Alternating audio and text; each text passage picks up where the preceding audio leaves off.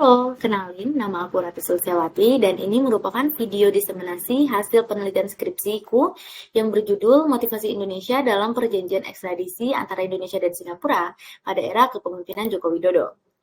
Skripsi ini berlatar belakang dari banyaknya pelaku tindak pidana asal Indonesia yang kerap kali melarikan diri ke Singapura. Hal ini tentunya mendatangkan banyak sekali kerugian yang dialami oleh Indonesia. Namun, Indonesia tidak memiliki kekuasaan untuk menangkap pelaku tindak pidana yang berada di Singapura tersebut, meskipun sebenarnya banyak sekali kerugian yang dialami oleh Indonesia jika tidak ada perjanjian yang mengatur.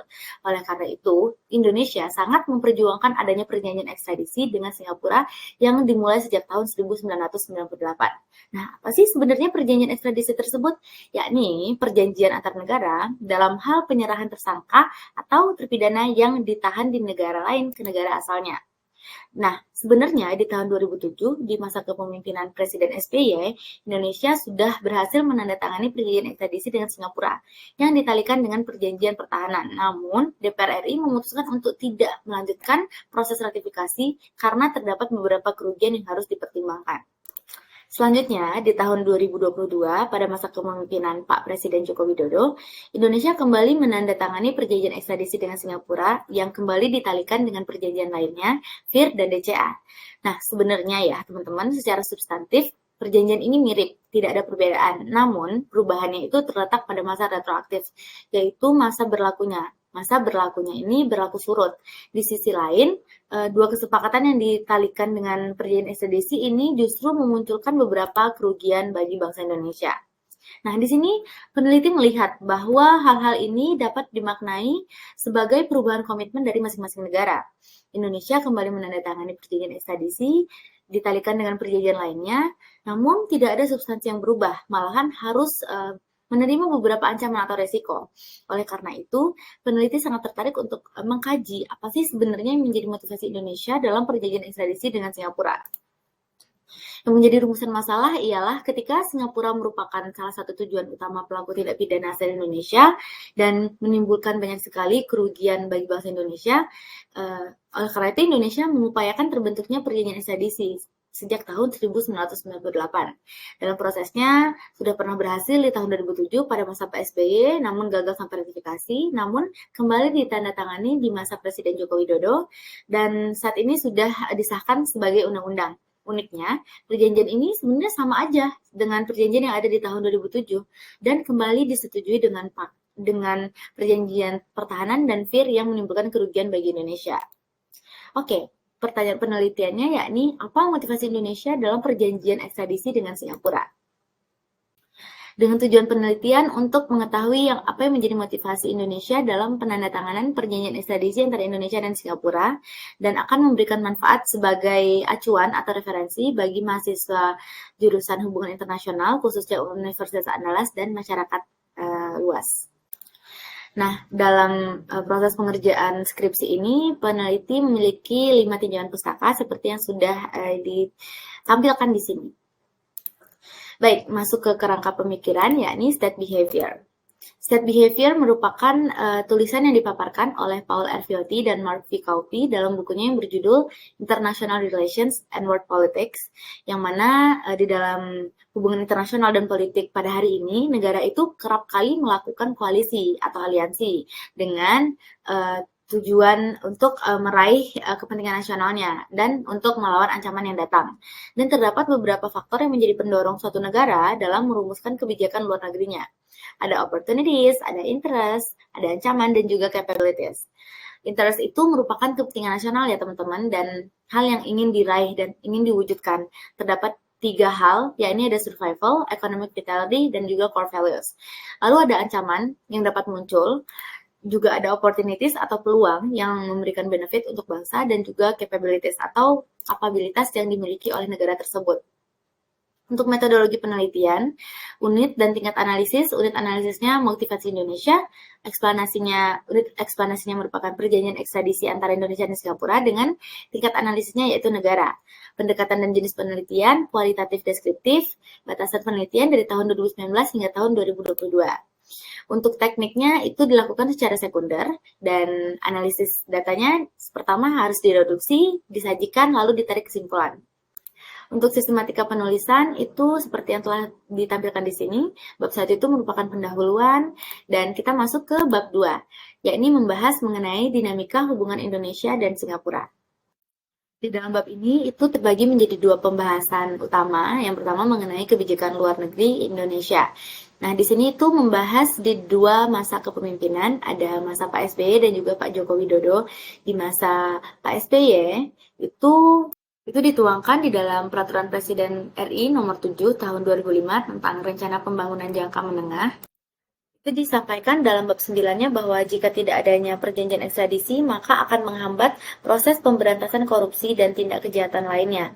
Nah, dari sini aja udah diketahui bahwa masa kepemimpinan Pak SBY memprioritaskan dan sangat mengagendakan tindakan anti korupsi. Oleh karena itu, adanya perjanjian ekstradisi yang ditandatangani di masa PSBY merupakan sebuah keberhasilan, meskipun sayangnya tidak berhasil untuk mencapai ratifikasi. Lalu, Indonesia di masa kepemimpinan SBY itu kebijakan luar negerinya itu sangat proaktif dan bersifat high profile.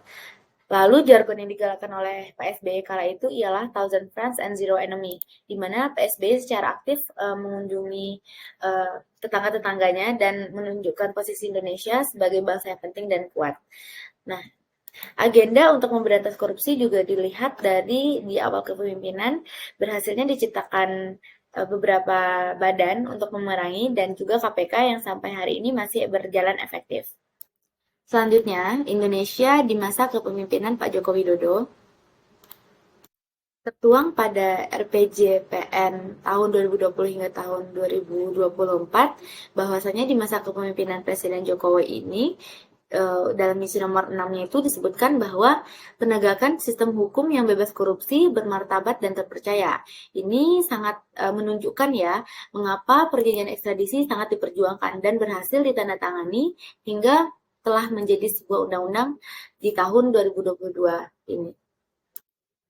Lalu selanjutnya, Indonesia di masa kepemimpinan Joko Widodo itu cukup berbeda dengan kepemimpinan di era Pak SBY, di mana Pak Joko Widodo menjalankan pandangan yang disebut dengan inward looking atau memfokuskan pada dinamika di dalam negeri dan menerapkan kebijakan-kebijakan yang bersifatnya itu down to earth diplomasi atau diplomasi yang membumi terhadap kebijakan luar negeri yang dimiliki Indonesia dan juga melandaskan kebijakan luar negeri yang pragmatismenya itu no profit no deal.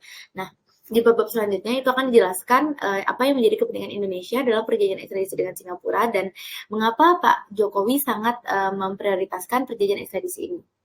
Oke, dalam bab 2, penjelasan selanjutnya yakni dinamika hubungan antara Indonesia dan Singapura. Layaknya sebagai teman, tentu saja hubungan antara Indonesia dan Singapura itu dapat disebut sebagai pasang dan surut karena membaik memburuk, namun itulah yang menyebabkan Indonesia dan Singapura sangat mesra hingga hari ini. Untuk menjelaskan antara hubungan Indonesia dan Singapura di dalam bab 2 ini itu dibagi menjadi 3 pembagian. Indonesia di masa hubungan Indonesia di Orde Lama, lalu Orde Baru, dan juga Reformasi. Oke, selanjutnya kita masuk ke bab 3 dengan pembahasan mengenai perjanjian ekstradisi antara Indonesia dan Singapura. Dibagi menjadi 3 bagian utama, ada mengenai perjanjian ekstradisi, yakni menjelaskan secara rinci terkait perjanjian ekstradisi itu sendiri, mulai dari definisi, asas-asas, dan selanjutnya, yang dapat membantu pengetahuan terkait perjanjian ekstradisi dan mengapa perjanjian ekstradisi itu sangat penting. Lalu bagian kedua membahas mengenai DCA dan VIR. Baiklah, kita akan membahas mengenai DCA terlebih dahulu. DCA itu memiliki kepanjangan Defense Cooperation Agreement, yang mana itu merupakan berisi tentang bentuk formal kerjasama dalam bidang pertahanan keamanan antara Indonesia dan Singapura. Per detik tulisan ini lahir, Indonesia dan Singapura telah mencapai proses rancangan undang-undang atau RUU pengesahan perjanjian kerjasama dalam bidang pertahanan. Nah, teman-teman, sebenarnya DCA yang diusulkan oleh Singapura ini merupakan kepentingan dari negara Singapura. Dan perjanjian ekstradisi yang diusulkan oleh Indonesia ini sebenarnya merupakan kepentingan dari Indonesia.